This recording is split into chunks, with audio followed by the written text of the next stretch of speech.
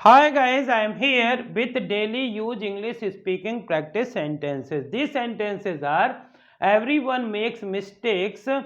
If I were you, move out of my way. It is not like that. I want this one, please. Even I don't know him. You didn't listen properly. It is called might is right. If you don't want any mess, any amount of praise is less for you. So dear friends, these sentences will be very helpful to learn English. तो यदि आप भी इसी प्रकार के sentences सीखना चाहते हैं तो प्लीज़ इस चैनल को ज़्यादा से ज़्यादा लाइक करिए, शेयर करिए, और यदि आप चैनल के लिए नए हैं तो प्लीज़ इसे सब्सक्राइब करिए। देखते हैं कि किस प्रकार के इन सेंटेंसेस का हम यूज कर सकते हैं। Everyone makes mistakes. जब कभी भी किसी भी व्यक्ति से कोई गलती होती है और कोई दूसरा व्यक्ति उसे बहुत तेज से डांटने लगता है छोटी सी मिस्टेक्स के लिए, तो हम कहते हैं कि छोड़िए भी उसे। Everyone makes mistake. गलतियां सभी से होती हैं, but we should learn from the mistakes. If I were you. कई बार कोई व्यक्ति इस प्रकार से कहने लगता है कि यदि मैं आपके स्थान पर होता तो ऐसा करता। तो यदि ये कहना है कि मैं आपके स्थान पर होता तो इसको हम बोल सकते हैं if I were you. If I were you ये इमेजिनरी सेंटेंस के लिए यूज करते हैं। मूव आउट ऑफ माई वे।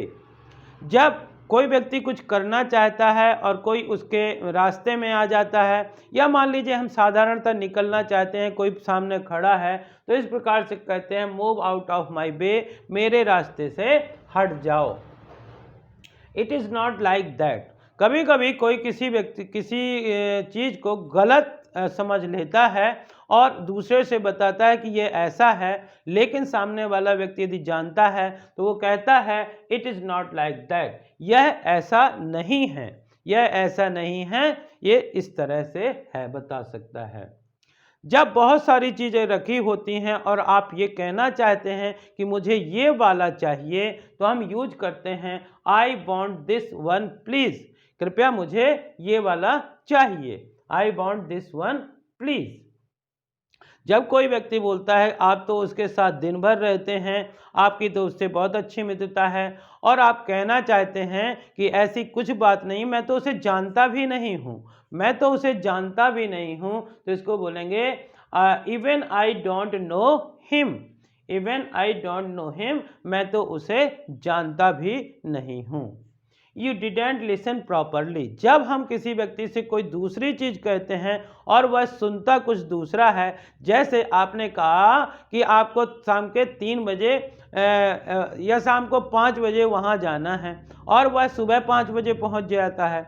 आप बोलते हैं कि आप 5 बजे क्यों आए हैं सुबह पे? तो वो कहना चाहता कि आप ही ने तो बोला है। तो आप कहना चाहते हैं कि आपने ढंग से सुना नहीं था, तो इसको बोलेंगे you didn't listen properly. You didn't listen properly, आपने ढंग से सुना नहीं था। जब कोई व्यक्ति अपनी ताकत से, अपने बल से किसी चीज़ को पा जाता है, तो हर व्यक्ति यही कहता है कि इसे कहते हैं जिसकी लाठी उसकी भैंस। इसी को इंग्लिश में कहा जाता है it is called might is right. Might is right. और जब हम किसी व्यक्ति को पहले से चेताना चाहते हैं, वार्न करना चाहते हैं कि यदि आप किसी प्रकार का कोई झगड़ा नहीं चाहते हैं, किसी प्रकार का विवाद नहीं चाहते हैं, किसी प्रकार का लफड़ा नहीं चाहते हैं, तो इसी को इंग्लिश में बोलते हैं if you don't want any mess. If you don't want any mess, यदि आप किसी प्रकार का कोई विवाद, लफड़ा, झगड़ा नहीं चाहते हैं तो। और कभी कभी कोई व्यक्ति इतना अच्छा होता है कि उसको हमको ये कहना हम कहते हैं कि आपकी जितनी भी तारीफ़ की जाए कम है। आपने इतने अच्छे अच्छे काम किए हैं कि आपकी जितनी भी तारीफ़ की जाए कम है। इसी को बोलते हैं any amount of praise is less for you. Amount, any amount of amount of praise is less for you. Any amount of praise is less for you. आपकी जितनी भी तारीफ की जाए कम है। तो डियर फ्रेंड्स, आई होप कि आपको इस प्रकार के सेंटेंस पसंद आए होंगे। यदि पसंद आए हों तो इन्हें ज़्यादा से ज़्यादा लाइक करिए, शेयर करिए, और यदि आप चैनल के लिए नए हैं तो प्लीज़ इसे सब्सक्राइब करिए, बेल आइकन को प्रेस करिए, ताकि इस प्रकार के वीडियो जब भी अपलोड हों उनका नोटिफिकेशन आप तक पहुंच सके। आप भी इसी प्रकार के सेंटेंसेस को बार बार पढ़िए, बार बार सुनिए या बार बार लिखिए, और ज़्यादा से ज़्यादा आप अपने सेंटेंसेस में इनको यूज करिए। Thank you for watching.